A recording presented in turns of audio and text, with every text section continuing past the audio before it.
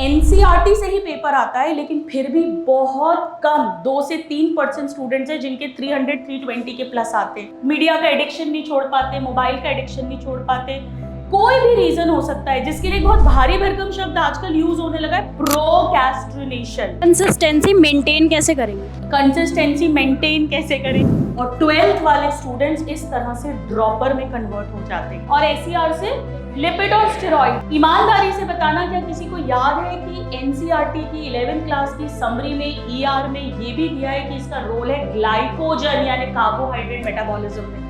It's given in NCERT. 12th के साथ है, 11th की तैयारी के 12th के साथ 11th। हाँ, मैंने खुद फॉलो करा हुआ है, नीट में किया हुआ है। जब मैंने अपना प्री पीजी फर्स्ट अटेम्प्ट में क्लियर किया था एमडीएमएस के लिए, तब मैं रिवाइज ऐसे ही करती थी। मेरे बहुत स्टूडेंट्स भी बेनिफिट हुए हैं। हेलो एवरीवन, प्लीज बैठिए। कैसे हैं सब लोग? कौन सी क्लास के स्टूडेंट्स हैं? सारे 12? चलो, ग्रेट। आज हम जो बात करने वाले हैं वो नीट 2026 की बात करने वाले हैं, complete road map for biology. सबसे पहले तो मैं आप लोगों को ये बता दूं कि ये सेशन क्यों इंपॉर्टेंट है। देखिए, अगर हम एक नीट के बेसिक डेटा की बात करें, इस सेशन को हम 4 पार्ट्स में डिवाइड करेंगे। सबसे पहले आज के सेशन की जरूरत क्यों है, why do you need a complete road map, how does it make a difference in your selection.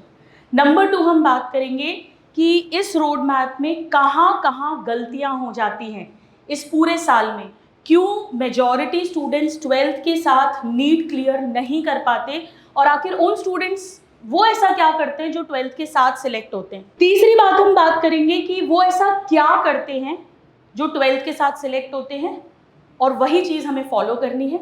और 4th हम बात करेंगे कि जो सिलेक्ट नहीं होते वो क्यों नहीं होते, तो सिलेक्ट होते हैं वो क्यों होते हैं, और जो नहीं होते वो क्यों नहीं होते हैं। इसमें ड्रॉपर्स के लिए भी बहुत सारे टिप्स होंगे ऑफ कोर्स। तो इस सेशन को सुनने से ज़्यादा इंपॉर्टेंट है, मेरी रिक्वेस्ट है आप लोगों से कि आप लोग अपना एक रजिस्टर निकाल लीजिए, कोई भी जो भी सब्जेक्ट का रजिस्टर आपके पास है, लास्ट के 2 पेजेस ले लीजिए, अपना पेन निकाल लीजिए, और यहाँ पर उसके लिए बात करने की ज़रूरत नहीं है, उसके लिए आवाज़ करने की ज़रूरत नहीं है। आप सब अपना रजिस्टर निकालिए, पेन निकालिए, और जो जो बातें आज मैं बताने वाली हूँ उसमें से जो जो बात आपको लगता है कि आपको इसे पूरे साल फॉलो करना है उसे लिखिए। तो सबसे पहले बात करते हैं कि आखिर इस रोड मैप की मेरे यहाँ पर आने की ज़रूरत क्या है। आपकी क्लासेस शुरू हो ही गई हैं, आप लोग सब समझदार हो, अच्छे बच्चे हो, तो फिर हमारी ज़रूरत क्या है इस सेशन की। देखो, एक डेटा आपको बताती हूँ। नीट के अंदर अगर हम बात करें, अप्रोक्सीमेटली 25 लाख स्टूडेंट्स बैठते हैं, अप्रोक्सीमेटली। और नीट के अंदर अगर हम टोटल सीट्स की बात करें, एमबीबीएस सीट्स की बात कर रही हूँ मैं, जिसमें मैं गवर्नमेंट और प्राइवेट दोनों मिला लूँ, अच्छे प्राइवेट कॉलेजेस और गवर्नमेंट कॉलेजेस, तो ये तकरीबन 1,10,000 है। 25 लाख में से 1,10,000 का सिलेक्शन होता है। वैसे तो बायो वाले स्टूडेंट्स हो, फिर भी अगर मैं पूछूं कि कितना परसेंट हुआ तो क्या बोलोगे? तकरीबन इसे 1 लाख मान लें अगर अपन, ऐसा ना करो फिजिक्स वाले मार लगाएंगे। हाँ, तकरीबन 4% है ना। वैसे तो 4% से भी कम हो जाएगा क्योंकि न्यूमरेटर और बड़ा है, मोटा मोटा मान लेते हैं अपन 3 to 4%, मोटी मोटी बात कर रहे हैं। इसके अलावा 2-4% बच्चे जो होंगे जो फिर अपनी कोर्स के साथ या तो कॉम्प्रोमाइज़ करेंगे, बीडीएस, बीएमएस, बीएचएमएस, फिजियोथेरेपी वो सब करेंगे, या फिर वो कोई और इस तरह के प्राइवेट कॉलेजेस में जाना पड़ेगा जहाँ पे बहुत ज़्यादा फीस होती है, या फॉरेन से एमबीबीएस करना, या हो सकता है उन्हें ये रास्ता ही छोड़ना पड़े। तो कंपटीशन बहुत तगड़ा है, पहली चीज़। और इसमें आने के लिए क्या करना है, आज अपन उसकी बात करने वाले हैं 3 to 4% में। यहाँ एक बात और ध्यान दीजिएगा कि हर स्टूडेंट ये वाला जो है ये कहीं ना कहीं से पढ़ रहा है, इसे कहीं ना कहीं से गाइडेंस है, या तो कहीं ऑफलाइन पढ़ रहा है या कहीं ना कहीं ऑनलाइन पढ़ रहा है, पेड बैच में पढ़ रहा है, फ्री में पढ़ रहा है, पर कहीं ना कहीं पढ़ रहा है, यानी सबके पास में गाइडेंस है, पहली चीज़। तो ऐसा कोई भी नहीं है जो अनप्रिपेयर्ड है, थोड़ा आगे पीछे हो सकता है पर अनप्रिपेयर्ड नहीं है। इसमें वो स्टूडेंट्स भी हैं जो 2 साल 3 साल 4 साल तक के ड्रॉपर्स हैं। इसमें वो स्टूडेंट्स भी हैं जिनका पिछले साल 550 600 630 तक स्कोर आ गया, बट कट ऑफ से नीचे थे इसीलिए सिलेक्शन नहीं हुआ। यानी कंपटीशन बहुत ज़बरदस्त है, बहुत तगड़ा है। नीट में ऐसा क्यों होता है, इसका एक रीज़न बताती हूँ आपको। अगर मैं मेरी एमबीबीएस क्लास की बात करूँ, मेरे एमबीबीएस की क्लास में हमारा 120 स्टूडेंट्स का बैच था। ग्वालियर के गजरा राजा मेडिकल कॉलेज जहाँ से मैंने एमबीबीएस किया है, हमारा 120 का बैच था, जिसमें से हम 2 12th के साथ सिलेक्टेड थे, यानी फ्रेशर्स थे। मैं और एक और है मेरा कलीग जो अब न्यूरोलॉजिस्ट है। तो हम 2 12th के थे, बाकी सारे मोस्टली सेकेंड ड्रॉपर्स थे, थर्ड ड्रॉपर्स थे, फर्स्ट ड्रॉपर्स थे, 2 12th के साथ थे। अब ऐसा क्यों होता है? बेसिकली नीट में बहुत ज़्यादा अकल नहीं चाहिए, टू बी वेरी फ्रैंक। आपको बहुत ज़्यादा इंटेलिजेंट होने की ज़रूरत नहीं है। नीट में बहुत ज़्यादा दिमाग लगाने वाले क्वेश्चंस नहीं आते, पर नीट का सिलेबस बहुत वाइड है, बहुत वाइड है। किसी को मालूम है टोटल कितने चैप्टर्स हैं फिजिक्स केमिस्ट्री बायो मिलाकर? 70 आई थिंक ऑलमोस्ट 79 चैप्टर्स है। बायो के अकेले के 32 चैप्टर्स है। तो सिलेबस बहुत वाइड है, और जो एग्जाम है उसका प्रेशर बहुत ज़बरदस्त होता है, क्योंकि कंपटीशन बहुत तगड़ा है, सीट्स बहुत कम है, सिलेबस बहुत वाइड है। अगर सपोज आपको आज कोई चीज़ पढ़ाई जाए और उसका कल टेस्ट लिया जाए तो आप सब बहुत अच्छा स्कोर करेंगे, लेकिन साल के अंत तक आते आते जब ये सारे almost 79, if I am not wrong, bio की बात करूँ तो 32 चैप्टर्स जब पूरे कंप्लीट हो जाएंगे, एनसीईआरटी से ही पेपर आता है, लेकिन फिर भी बहुत कम 2 से 3% स्टूडेंट्स हैं जिनके 300 320 के प्लस आते हैं। उसका रीज़न ये है कि आप उसे रिकॉल नहीं कर पाते हैं। सिलेबस इतना बड़ा है कि करते करते करते बहुत सारी चीज़ें हम भूलते जाते हैं। यानी यहाँ पर जो मेन रोल आएगा वो आएगा पूरा 1 साल तक जो डटा रहेगा, कंसिस्टेंसी का। इसके बिना आप नीट क्लियर करने की सोच ही नहीं सकते। नीट क्लियर करना कोई भी शॉर्ट्स, रील, 2020 मैच नहीं है। It's a test cricket. You have to be ready to play the test cricket. आपको पूरा 1 साल त्याग करना पड़ेगा, तपस्या करनी पड़ेगी, सैक्रिफाइस करने पड़ेंगे। केवल सपना देखने से कुछ नहीं होगा कि मुझे डॉक्टर बनना है, डॉक्टर बनना है, डॉक्टर बनना है, डॉक्टर बनना है। इसका दिन रात भी जाप करोगे तो भी डॉक्टर नहीं बनोगे। तो पहली बात तो ये समझ लो कि अगर आप इस 1 साल रगड़ने के लिए तैयार है तो ही आप नीट में सिलेक्ट हो सकते हैं, otherwise it's a very cut throat competition. तो कितने लोग तैयार हैं 1 साल रगड़ने के लिए? ईमानदारी से हाथ उठाओ, मेरे सामने नहीं, ईमानदारी से। सारे तैयार हैं?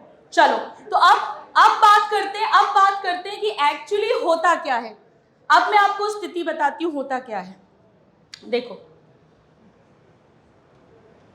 अभी मैंने पूछा कितने लोग तैयार हैं, और पूरी क्लास ने हाथ उठाया, और आपकी शक्लों से समझ में आ रहा था कि ये कोई मजबूरी में नहीं उठाए गए। आप लोग वाकई में फुल्ली मोटिवेटेड हो कि मुझे नीट में सिलेक्ट होना है। तो जब डे 1 आता है, डे 1, ये अपनी रोड है, सपोज ये जाना शुरू हुआ, तो आप लोग सुपर एक्साइटेड होते हो जिस दिन आपका बैच शुरू होता है।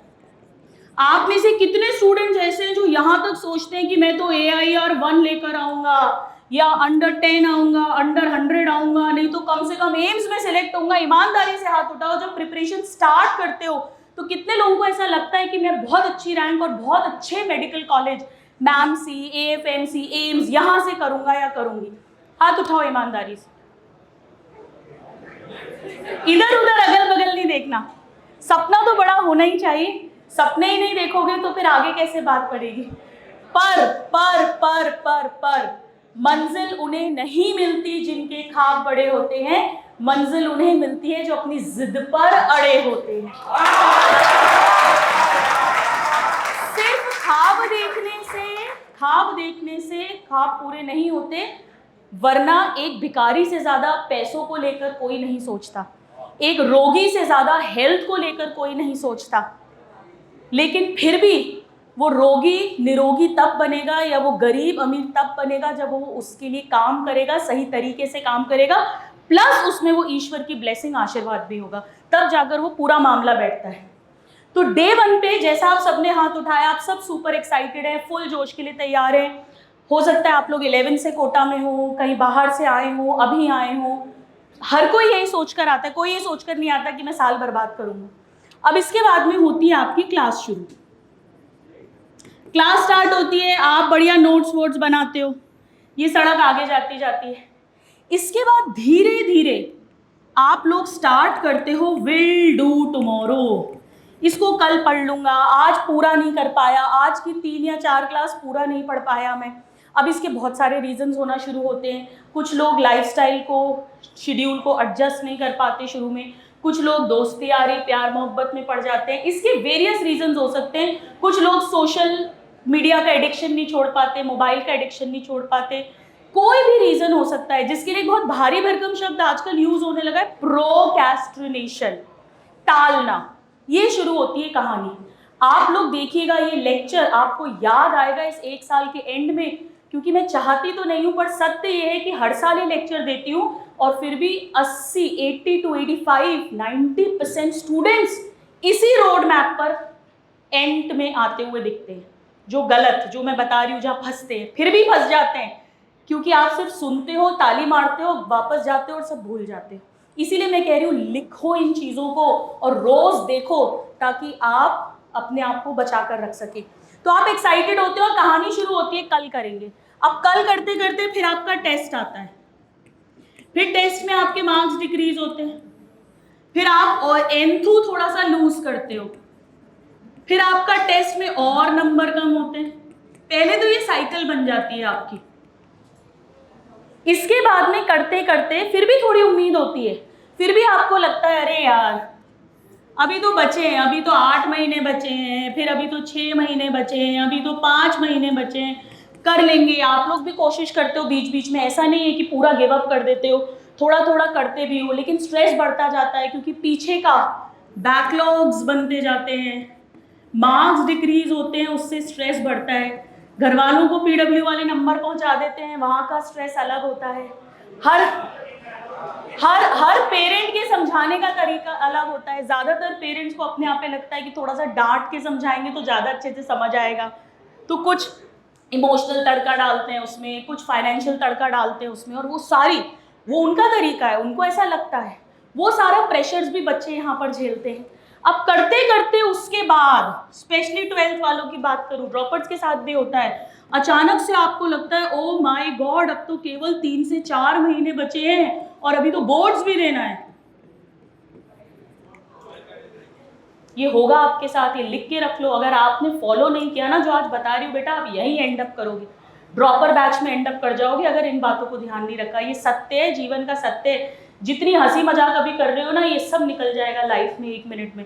जब हाथ में पैसा नहीं होगा ना, पहली गाली पहला ताना मेरा फेवरेट डायलॉग है, क्योंकि जीवन की सच्चाई है, देखी है अपने आसपास इतने सालों से। वो परिवार में पड़ेगा, आपको रिश्तेदारों से पड़ेगा। जब आपका फ्रेंड सिलेक्ट होगा, वो 3 इडियट्स का डायलॉग है ना, खुद के फेल होने पे उतना दुख नहीं होता जितना दोस्त के टॉप करने पर होता है। वो सच बात है, बहुत ताने पड़ेंगे बेटा। फाइनेंशियली इंडिपेंडेंट होना आज के समय की रिक्वायरमेंट है, नीड है, लड़कों के लिए भी लड़कियों के लिए भी। और इससे बेटर टाइम आपके लिए नहीं है कि आप यहाँ पर एक बार MBBS में घुस जाओ, एक लाइन मिल गई, फिर आप धीरे धीरे धीरे आगे बढ़ते जाओगे। इतना जुगाड़ तो हो ही जाएगा कि अपने बीवी बच्चों को मस्त तरीके से पाल लोगे, देश दुनिया घूम लोगे, अपनी कंफर्टेबल लाइफ इज्जत रिस्पेक्ट के साथ जी लोगे। Otherwise life is very hard. और जॉब्स करना, फिर कुछ और विकल्प ढूंढना, कोई ऑप्शंस ढूंढना। अपनी कंट्री में वैसे भी बहुत कम ऑप्शंस होते हैं करियर बनाने के, तो इस समय आप लोगों को डैम सीरियस होना चाहिए। अब इसके बाद में क्या होता है, जब ये बोर्ड्स का टाइम आ जाता है, फिर बच्चे लग जाते हैं बोर्ड्स की तैयारी में। तैयारी तो खैर कुछ नहीं करते, वो समय तो यहाँ भी बर्बाद करते हैं, क्योंकि समय बर्बाद करना एक आदत होता है, एक नेचर होता है, तो ये भी बर्बाद करते हैं। वरना 12th की भी ढंग से तैयारी कर लो तो 12th तो खत्म कर ही रहे हो आप कम से कम, तो आप खैर 12th में लग जाते हो। और फिर अल्टीमेटली आप सोचते हो यार छोड़ो नीट को, अभी तो अपन बोर्ड्स देते हैं, अगले साल देखेंगे। और 12th वाले स्टूडेंट्स इस तरह से ड्रॉपर में कन्वर्ट हो जाते हैं। जनवरी से वो प्रैक्टिकल्स की तैयारी, बोर्ड्स की तैयारी, दिसंबर ऑनवर्ड्स ही स्ट्रेस आना स्टार्ट हो जाता है। फरवरी पूरा बोर्ड्स के इंतज़ार में, फिर बोर्ड्स देते में निकल जाता है। फिर मार्च तक आते आते लगता है अब तो अगले साल ही तैयारी करेंगे, अब तो कुछ टाइम बचा नहीं। इसमें एक और चीज़ होती है जो बहुत बड़ा रोल प्ले करती है कि ऑलरेडी 11th बर्बाद। कितने लोगों की है, जरा हाथ उठा दीजिए,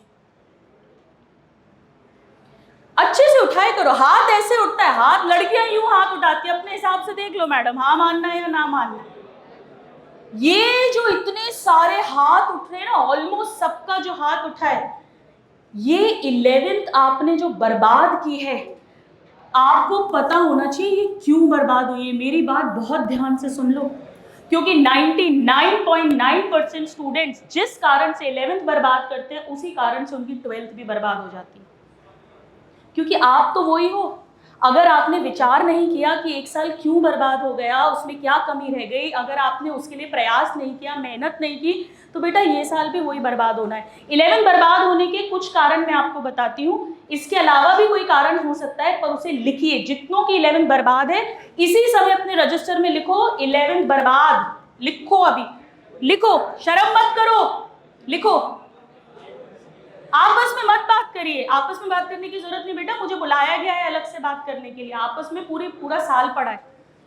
और मैं जो रीजंस बता रही हूँ, अगर इनमें से कोई कारण है तो वो लिखो, भले या छुपा कर लिख लो। लड़कियां थोड़ा छुपा कर लिख रही हैं क्योंकि थोड़ा इज्जत का फालूदा दूसरा देख लेगा, आराम से लिख लो, ढक के लिख लो, पर लिखो। इसके अलावा कोई रीजन है तो ईमानदारी से वो भी लिखो, बाद में भले ही फाड़ देना। पहला, हो सकता है किसी का कोई हेल्थ इशू हुआ हो, किसी की तबीयत खराब हुई हो, बहुत अच्छी बात है। कितने लोगों के साथ ऐसा हुआ है कि बीमार हो गए थे? 11th पूरे साल की बात कर रही हूँ, 11th की, ईमानदारी से पूरे साल बीमार थे तुम लोग। बेटा डॉक्टर से बात कर रहे हो, प्रैक्टिसिंग, अभी तुम्हारा सारा डायग्नोसिस बनवा दूंगी मैं। अगर आप नीट जैसे एग्जाम की तैयारी कर रहे हैं और खुद को और अपने घर वालों को बेवकूफ नहीं बना रहे, अगर आप इतनी बात कर रहे हैं सेशन में, तो आप खुद के साथ भी बेईमानी कर रहे हैं और अपने माता पिता के साथ भी बेईमानी कर रहे हैं। अगर आप नहीं कर रहे हैं बेईमानी, तो आप ये मानकर चलिए आपको अपनी गलतियों को देखना पड़ेगा। वो कहते हैं ना कि मैं आईना साफ करता रहा पर धूल चेहरे पर थी। तो आप बहाने देते रहेंगे, अगर झूठ बोलते रहेंगे अपने आप से, तो आपका कोई भी भला नहीं होने वाला। पूरे साल आप झूठ बोलो, घर वालों से झूठ बोलो, टीचर से झूठ बोलो, दोस्तों से झूठ बोलो, अपने आप से झूठ बोलो, कोई फर्क नहीं पड़ता, रिजल्ट आ जाएगा सिलेक्टेड या रिजेक्टेड, उससे ज़्यादा कोई आपको जज नहीं करता, रिजल्ट से ही जज किया जाएगा। अगर हेल्थ इशू था तो इट्स माय हम्बल रिक्वेस्ट कि आप अपनी हेल्थ को प्रायोरिटी दीजिए, उसे रेक्टिफाई करिए, जहाँ जो कमी है उसका ध्यान रखिए। इस इशू के कारण अगर 11th खराब हुई थी, तो इस इशू के कारण अब आपका 12th खराब नहीं होना चाहिए। नंबर 1, यंग एज है, इतना बड़ा कोई हेल्थ इशू नहीं हो सकता जिसे सीरियसली ध्यान दिया जाए तो 15 दिन, 1 महीने, 2 महीने में टैकल ना किया जा सके। उसके अलावा तो सब आपके बहाने चल रहे हैं। नंबर 2, कोई फैमिली इशू हो गया, कोई परिवार में कोई किसी की मृत्यु हो गई थी, कोई कुछ ऐसा घर में हो गया था जिससे हम बहुत डिस्टर्ब हो गए थे। It could be anything, I am not going into the details. ये आपको दिल में पता होना चाहिए। अगर ऐसा था और अगर आप इस साल तैयारी करने की सोच रहे हैं, तो आपको अपने आप को सख्त बनाना पड़ेगा। आपको ये समझना पड़ेगा कि आप अपनी फैमिली की हेल्प तभी कर पाएंगे जब आप खुद अपने पैरों पर खड़े होगे, और आपकी तरफ से यही हेल्प होगी कि आपको जो पढ़ने भेजा है आप ईमानदारी से पढ़ के सिलेक्ट हो जाएं। You have to make yourself hard, क्योंकि अभी जिस लेवल पर आप हो, केवल सोच कर, टेंशन करके आप फैमिली इशू में कोई कॉन्ट्रीब्यूशन, रोल प्ले नहीं कर सकते रेक्टिफाई करने के लिए। You have to make yourself very hard. Third होता है सबसे इंपॉर्टेंट इस उम्र में, फ्रेंडशिप या प्यार मोहब्बत। अभी आप लोग खूब हो करोगे और इन सब किसी का भी सिलेक्शन नहीं होने वाला जो हो करेंगे। देखो सब चुप हो गए। कर सकते हो, जिसको मन है कर सकते हो। तो ये जो दोस्ती और प्यार मोहब्बत है, इसे 1 साल के लिए आप भूल जाइए। फ्रेंडशिप में सिर्फ ऐसे व्यक्ति से दोस्ती कीजिए, ऐसे स्टूडेंट से जो आपको लगता है बहुत सिंसियर है खुद भी और आपकी प्रिपरेशन में हेल्प करेगा। You have to be very very self centred. 11-12 2 साल मेरी एक फ्रेंड बनाई थी मैंने, और वो भी इसलिए बनाई थी ताकि हमारी ट्यूशन सेम थी। तो अगर कभी मैं ना जा पाऊँ, क्योंकि 12th में थे, स्कूल है, कभी प्रैक्टिकल है, कोई कोचिंग ट्यूशन मिस हो गई, तो मुझे नोट्स मिल जाएं इजीली और मैं उससे थोड़ा सा समझ लूँ। आपको इतना ही सेल्फिश बनना पड़ेगा। रियल में दोस्ती है तो वो आपको डिस्ट्रैक्ट नहीं करेंगे, और अगर कर रहे हैं तो आप ये मान के चलो वो फैट है। बॉडी का फैट होता है ना, यहाँ फैट, यहाँ फैट, यहाँ फैट, चर्बी जो आपको कोई एनर्जी नहीं दे रही है, सिर्फ आपको भद्दा लगा रही है और आगे जाके आपको ओबेसिटी, एथेरोस्क्लेरोसिस, अगर आप कभी 11 भूले भटके पढ़ाओ, high BP, cardiac arrest, heart attack करवा के जाएंगे। इस संसार में नीम के बीज बोने से आम के मीठे फल नहीं मिलते हैं। वो नेचर सब कुछ देख रही है। आप बेईमानी करोगे, 1 साल आप मजे कर लोगे, घर वालों से दूर हो, उन्हें झूठ झाट बोल दोगे, कोई फर्क नहीं पड़ता, आपका सिलेक्शन नहीं होगा और मानकर चलो वो रिश्ता भी टूटेगा ही टूटेगा आपका, फिर आपका दिल टूटेगा, कोई मतलब का नहीं है। चौथा रीजन, सोशल मीडिया या किसी भी तरह का डिस्ट्रैक्शन। कितने लोगों के साथ में होता है कि मोबाइल 10 मिनट के लिए खोला था, थोड़ा सा रील देखेंगे और यूं करते करते 1.5 घंटा 2 घंटा हो गया, यूं उंगली चले जा रही है। This is dangerous, this is very dangerous. आप इस समय, मैं आपसे ये रिक्वेस्ट करूंगी कि आप अपने सोशल मीडिया अकाउंट्स को डिलीट कर दें। इतना सेल्फ कंस्ट्रेंट, इतना सेल्फ डिसिप्लिन कोई भी इंसान, 99.9 की बात कर रही हूँ परसेंट की, नहीं होते जो जिसको एडिक्शन है वो रखे भी और सोचे मैं केवल 15 मिनट देखूंगा, रेस्ट्रिक्ट करूंगा, ऐसा नहीं होता। आप इसे टोटली डिलीट कर दीजिए। ऐसी कोई इन्फॉर्मेशन नहीं है पढ़ाई से रिलेटेड जो आपको सोशल मीडिया पर मिलेगी। बच्चे बोलते हैं कि वो रील आएगी या टेलीग्राम का फलाना चैनल है, उस पर कोई टीचर है, वो पीडीएफ के नोट्स देंगे या कोई क्वेश्चंस देंगे। बेटा अभी अपन पढ़ेंगे, जितना आपको पढ़ाया जाएगा 1 साल में, that is more than enough. तो अगर आपका सेल्फ कंट्रोल नहीं है तो आप अपना इंस्टाग्राम हो, फेसबुक हो, आप लोग और जगह जगह जहाँ पर भी होते हो, मेरे तो इंस्टाग्राम पर है केवल अकाउंट, वरना इंस्टाग्राम, फेसबुक जो भी कुछ है उसे टोटल डिलीट मार दीजिए 1 साल तक। जब आप सिलेक्ट होगे और उसके बाद जब आप क्रिएट करोगे अकाउंट, आपके जितने फॉलोअर्स और जितने फ्रेंड्स पहले जुड़े हुए थे उससे ज़्यादा की रिक्वेस्ट अपने आप आ जाएगी और वो मजे होंगे, वो आनंद होगा दोबारा से सोशल मीडिया पर विद अ बैंग वापस लौटने का। इसको डिलीट कर देना मेरी बात मान के, वरना आप बर्बाद हो जाओगे और ये आप पक्का ड्रॉपर में लैंड अप करोगे। बात कड़वी है पर मैं सच बोल रही हूँ, बहुत बड़े रीजंस होते हैं। इसके अलावा भी अगर आपका कोई रीजन था, जैसे मे भी हो सकता है आपको करेक्ट गाइडेंस नहीं मिला, आपका आधा 11th टीचर कोचिंग ढूंढने में निकल गया या पर्टिकुलर सब्जेक्ट के टीचर आपको अच्छे नहीं मिले, ऐसा भी हो सकता है। तो इसको कैसे रेक्टिफाई करना है अपन आज बात करेंगे। तो ये वो ब्लॉकेजेस हैं जो आपको आएंगे। अब हमें एक्चुअली बायो कैसे पढ़नी है, what is our road map selection के लिए। देखो, सबसे पहले अगर हम बायो की बात करें तो वो है एनसीईआरटी। हर टीचर एनसीईआरटी पढ़ाता है, हर स्टूडेंट एनसीईआरटी पढ़ता है। 2 पतली पतली सी बुक्स हैं 11th और 12th के मिलाकर, लेकिन फिर भी बहुत, और पेपर भी इसी से आता है। 99.99% बोलो, कभी कभी 100% बोलो, एग्जैक्ट पेपर इसी से आता है, लाइन बाय लाइन इसी से आता है। फिर भी बहुत कम स्टूडेंट्स हैं जिनके 300+ मार्क्स स्कोर होते हैं आउट ऑफ 360। उसके कुछ रीजंस होते हैं। Reason number first, NCERT thoroughly understanding के साथ आनी चाहिए। एक ऐसा समंदर है ये जिसमें गोता लगाने पर मोती मिलते हैं। हर बार जब आप एनसीईआरटी पढ़ोगे, आपके टीचर पढ़ाएंगे तो आपको लगेगा यार ये तो मैं 4 बार पढ़ चुका था, 5 बार पढ़ चुका था, इस पर तो मेरा ध्यान ही नहीं गया। जब क्वेश्चन गलत होगा तो आपको रियलाइज होगा कि ये चैप्टर तो मैंने पढ़ा था, ये टॉपिक तो एनसीईआरटी से पढ़ा था, फिर भी मुझे समझ नहीं आया। लाइन आई है एज इट इज उठाकर, फिर भी मैं करेक्ट नहीं कर पाया। तो एनसीईआरटी जो है थोड़ी बोरिंग सी बुक लगती है, ड्राई सी बुक है, बहुत ज़्यादा कलर्स नहीं है, हेडिंग सब हेडिंग सुंदर सुंदर नहीं है, फ्लो चार्ट्स नहीं है, तो लगती बोरिंग है। पर ये अपनी कोर बुक है, ये अपने लिए अपने धार्मिक ग्रंथ से कम नहीं है एक नीट एस्पिरेंट के लिए। तो एनसीईआरटी को बहुत सीरियसली लेना है, नोट्स के अलावा भी, और अंडरस्टैंड करना है एक एक शब्द, एक एक वर्ड, एक एक लाइन। आपको आपकी मातृभाषा में किसी को समझाना आना चाहिए, इतनी थरो होनी चाहिए। एनसीईआरटी में दूसरी चीज होती है इसे बार बार पढ़ना, बार बार पढ़ना। जितनी बार पढ़ोगे आपको नई चीज मिलेगी। कैसे पढ़ना है अभी अपन बात करेंगे। तो सबसे पहले तो एनसीईआरटी ऑन टिप्स होनी चाहिए, line by line, word by word. Even जो डायग्राम की लेबलिंग होती है नीचे की, वो तक इंपॉर्टेंट है।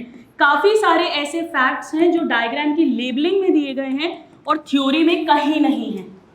जैसे अगर आप लोगों में से जिनने भी 11th पढ़ी होगी, 11th में फोटोसिंथेसिस चैप्टर अगर याद हो आपको, वहाँ पर केमी ऑस्मोसिस थ्योरी वाला डायग्राम अगर आपको याद हो, इस तरह से जो था थाइलाकॉइड का, यहाँ पर एक वर्ड लिखा हुआ है FNR। इसका जिक्र पूरी थ्योरी में कहीं नहीं है, इसका फुल फॉर्म डायग्राम तक में नहीं है। क्या है ये है फेरेडॉक्सिन NADP रिडक्टेज एंजाइम। तो एक एक शब्द अपने को आना चाहिए। या 12th क्लास में बायोटेक्नोलॉजी में एक वर्ड आता है स्पूलिंग, पूरा DNA इससे निकालते हैं। ये वर्ड और थ्योरी में कहीं भी नहीं, ये सिर्फ डायग्राम में और PYQ आए हुए हैं। तो NCERT के डायग्राम की लेबलिंग तक आपको देखनी है, वेरी वेरी इंपॉर्टेंट। इसके बाद NCERT की जो समरी होती है, ऐसे बहुत सारे फैक्ट्स होंगे जो समरी के अंदर दिए हुए हैं, थ्योरी में नहीं है। आपका रिप्रोडक्टिव हेल्थ चैप्टर हो गया क्या? चलो, जिसका हुआ हो, नहीं हुआ कोई बात नहीं। उसमें एक लाइन है कि अगर 2 साल तक अनप्रोटेक्टेड सेक्सुअल कोहैबिटेशन है तो इनफर्टिलिटी कहते हैं। ये जो 2 इयर्स का पैरामीटर है, ये पूरी थ्योरी में कहीं नहीं है, ये सिर्फ समरी में दिया हुआ है। तो ऐसे बहुत सारे फैक्ट्स हैं जो ओनली समरी के अंदर दिए गए हैं। जैसे जब आप ER सोचते हो, क्लास 11th एंडोप्लाज्मिक रेटिकुलम, तो अपन को RER से प्रोटीन याद आता है सिंथेसिस, और SER से लिपिड और स्टेरॉइड। ईमानदारी से बताना, क्या किसी को याद है कि NCERT की 11th क्लास की समरी में ER में ये भी दिया है कि इसका रोल है ग्लाइकोजन यानी कार्बोहाइड्रेट मेटाबॉलिज्म में? It's given in NCERT। तो ऐसे बहुत सारे फैक्ट्स हैं जो समरी के अंदर दिए होते हैं, बहुत सारी लैंग्वेज चेंज करके समरी में दी होती है जो थ्योरी में नहीं दी गई और क्वेश्चंस आते हैं। तो इसको भी हैंड टू हैंड पढ़ने की आदत डालनी है। अच्छी बात यह है कि NCERT की समरी जो है वो थ्योरी के अकॉर्डिंग ही है, और टीचर्स जो आपको पढ़ाते हैं वो चैप्टर की सीक्वेंस में पढ़ाते हैं। तो आज जो 3 टॉपिक्स हुए उससे रिलेटेड मुश्किल से 2 लाइन होगी समरी की, पर पढ़ना है। और अगर उसमें कुछ डिफरेंट लिखा हुआ है, लैंग्वेज चेंज है, डिफरेंट फैक्ट है, तो उसे अपने नोट्स में ऐड करना है। इसको बिल्कुल सीरियसली लीजिए। NCERT करने के बाद में सेकेंड रोल आता है आपके नोट्स का। अब बहुत सारे स्टूडेंट्स हैं जो क्लास में नोट्स नहीं बनाते हैं। ये थोड़ा सा लड़कों की प्रॉब्लम ज़्यादा रहती है ना, दोस्ती यारी में मांग लेते हैं या बाद में ले लेंगे, या आजकल तो PDF दे दो सर, आप प्रिंट आउट निकाल लेंगे। ये सब मत करिए। जो भी क्लास में आपके टीचर्स नोट्स बनवा रहे हैं, आप जहाँ पे भी जो भी पढ़ रहा हो, और भी कोई अगर इस वीडियो को देखे, तो नोट्स बहुत ज़्यादा इंपॉर्टेंट है, अपने हाथ से बनाए गए। मोटे मोटे पोथी पत्र इकट्ठे होने चाहिए, भले ही उनको सिलेक्शन के बाद में जूनियर को दे देंगे या रद्दी में बेच के पैसे बना लेंगे, लेकिन नोट्स सबके बनने चाहिए। नोट्स आर वेरी इंपॉर्टेंट, ठीक है। अब नोट्स के बाद में इंपॉर्टेंट है, सपोज आज आपकी बायो की एक क्लास हुई, आपने उसको अच्छे से क्लास में फुल कॉन्सेंट्रेशन से पढ़ा, क्लास में कोई दोस्ती यारी रिश्तेदारी नहीं चलेगी, क्लास में एकदम सेल्फिश होकर बैठना है। कोशिश कर कर आगे की सीट्स पर बैठो, भले ही उसके लिए जल्दी आना पड़े, उससे डेफिनेटली फोकस ज़्यादा होता है, टीचर के आप सामने होते हैं, लाइट भी ज़्यादा होती है, आइज पे स्ट्रेन भी कम पड़ता है, कोशिश करके। तो जो भी आपके टीचर ने आपको पढ़ाया उसको बहुत ध्यान से सुना, आपने लिखा, अब आप घर गए और आपने उन नोट्स को लर्न किया। ये बहुत इंपॉर्टेंट है। इसमें अपन ये नहीं बोल सकते मुझसे रटना नहीं होता। कितने बच्चे हैं जो रोज रोते हैं, यार रटाई नहीं होती, यार फिजिक्स केमिस्ट्री ठीक है यार, फिर भी क्वेश्चन सॉल्व कर दो, मेरे से याद नहीं होता या याद नहीं रखा जाता। हाथ उठाइए, हाथ उठाओ। इधर उधर देख के क्यों उठाते हो? अपना डिसीजन लो और अपना हाथ उठाओ। तो देखिए, इसका आप पर आएंगे, अभी आपके जो भी क्वेश्चन आए दिमाग में उसको रजिस्टर में लिख लो।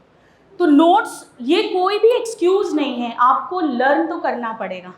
बहुत बार ऐसा होता है, अपन 11 पढ़ते हैं तो ऐसा लगता है प्लांट किंगडम क्यों पढ़ा रहे हैं, मॉर्फोलॉजी क्यों पढ़ा रहे हैं, एनाटॉमी क्यों पढ़ा रहे हैं, मुझे तो ह्यूमंस को ट्रीट करना है, या फ्रॉग क्यों पढ़ रहा हूँ मैं, कॉकरोच क्यों पढ़ रहा हूँ। भाई एक बेसिक सिलेबस बनाया गया है, पढ़ना है, उसे फुल इंटरेस्ट के साथ पढ़ना है, पूरी इज्जत दे के पढ़ना है, तब वो आपको +4 नंबर दे के जाएगा। तो रटना है। अब यहाँ पर मेरी कुछ टिप्स हैं आपके लिए। जैसे पहला, आप जोर जोर से याद करिएगा प्लीज़। अगर कोई मन में, कितने लोग जो मन में याद करते हैं, पढ़ते रहते हैं और मन में याद करते हैं, इस हैबिट को थोड़ा सा चेंज करो आप। अगर आपके पास सिंगल सीटर रूम है, आप ज़ोर ज़ोर से प्रॉपर बोल के पढ़ सकते हैं। घर पर हैं तो ज़ोर ज़ोर से बोलो। और अगर आप लाइब्रेरी में पढ़ रहे हैं, 2 सीटर रूम है, कोई और भी है, आप नहीं ज़ोर से बोल सकते हो, तो कम से कम आप लिप सिंक करो, माइटोकॉन्ड्रिया ऐसे करके हल्का सा आवाज़ आनी चाहिए। बेटर है कि आवाज़ आपके कानों को आए, इतना तेज़ बोलकर आप याद करें। इससे ये साइंटिफिक स्टडी है ऑक्सफोर्ड यूनिवर्सिटी की, ये मेडिकली प्रूवन है कि ज़ोर ज़ोर से बोलकर याद करने पर वो चीज़ सबकॉन्शियस माइंड में ज़्यादा डीपली जाती है, ज़्यादा देर तक टिकती है। तो ये बहुत इंपॉर्टेंट है, इसको अपनी शेड्यूल में आप फिट करिएगा। दूसरा यहाँ पर रोल आता है रिवाइज करने का। देखो, दो तरह के लोग होते हैं, कुछ की लॉन्ग टर्म मेमोरी बहुत अच्छी होती है, एक दो बार पढ़ा पर लंबे समय तक याद रहता है। कुछ लोग होते हैं जिनकी शॉर्ट टर्म, अभी तो बहुत अच्छे से याद हो गया, ये वाला टेस्ट भी दे दिया, पर 2 महीने तक अगर रिवाइज नहीं किया तो ये तक याद नहीं आएगा कि इस टॉपिक में क्या पढ़ा था। कई बार तो ये भी याद नहीं आता कि ये टॉपिक पढ़ भी चुका हूँ क्या। मेरी जैसे बहुत शॉर्ट टर्म मेमोरी है, मुझे याद नहीं रहता लंबे टाइम तक चीज़ें, तो उसका तोड़ ये, मैं उसके लिए रो नहीं सकती, याद नहीं होता, याद नहीं होता, क्या करूँ, याद नहीं होता। मुझे उसको मल्टीपल रिविजन के थ्रू कॉम्पनसेट करना पड़ेगा। तो बहुत शॉर्ट टर्म मेमोरी है, लंबे समय तक मुझे बिल्कुल याद नहीं रहता, फिर भी फर्स्ट प्रॉफ MBBS में एनाटमी जो पूरा का पूरा रटने वाला, उसमें मुझे गोल्ड मेडल मिला। वो इसलिए क्योंकि आपको अपनी कमी को देखना पड़ेगा और आईने साफ करने की जगह अपने चेहरे को साफ करना पड़ेगा, क्योंकि फिर मेरे में कुछ और अच्छा होगा जो उसमें थोड़ा कम होगा। हो सकता है किसी को समझ कम जल्दी नहीं आता हो, उसको 2 बार में समझ आता हो, मुझे 1 बार में समझ आता हो, उसे याद जल्दी होता हो, मुझे याद धीरे होता हो। हमें अपने आप को देखकर इम्प्रूवमेंट करना है। तो फोर्थ होगा हमारा, हम गए घर, हमने अच्छे से लर्न किया। अब लर्न करने के बाद में आपको डेली DPPs लगानी है, यानी जो भी क्लास में आपके टॉपिक हुआ है उससे रिलेटेड जो भी क्वेश्चंस आपको दिए गए हैं, ये बहुत इंपॉर्टेंट है। हम लोग जब ऑनलाइन बैचेस पढ़ाते हैं तो हम देखते हैं कि शुरू में तो स्टूडेंट्स DPPs बहुत रेगुलरली लगाते हैं, धीरे धीरे DPPs कम करना शुरू कर देते हैं, क्योंकि उनको लगता है यार क्लास की थ्योरी बहुत हो गई है, क्लास के सवाल ही बहुत हो गए हैं, तो जो टीचर ने DPPs दिए, डेली प्रैक्टिस पेपर्स, वो नहीं करते हैं। इसको अंत तक बनाए रखना, एंड डे तक, जब तक आपकी क्लास चलेगी डेली की DPPs डेली करनी है, भले ही 10 मिनट 15 मिनट आपको एक्स्ट्रा जगना पड़े। एक बात ध्यान रख लो, सारा खेल जो है ना वो टाइम मैनेजमेंट का है पूरा, और ईश्वर ने किसी को भी 24 घंटे 1 मिनट नहीं दिया या 23 आवर्स 59 मिनट्स नहीं दिए, सबको एग्जैक्ट 24 आवर्स दिया, और उसमें लोग बहुत कुछ कर लेते हैं, बहुत कुछ। वो सारा खेल है प्रायोरिटी सेट करने का, क्योंकि समय की कमी नहीं होती, समय की बर्बादी होती है, हम वेस्ट कर रहे होते हैं टाइम। कभी कभी तो पूरा दिन ये सोचते सोचते निकल जाता है कि पढ़ना है और पढ़ाई नहीं होती है। तो आपको अपनी प्रायोरिटी सेट करनी पड़ेगी, आपको डेली का शेड्यूल फॉलो करना पड़ेगा।